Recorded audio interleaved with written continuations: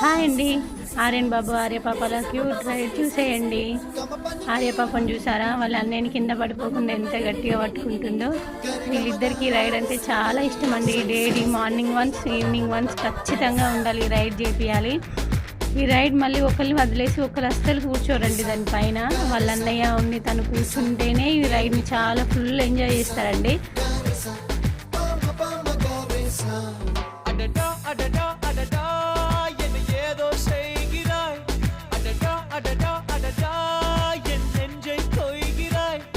கனவில் நீயும் வந்தால் என் உறக்கம் கேட்கிறாய், எதிரில் நீயும் வந்தால் என் உயிரை கேட்கிறாய்.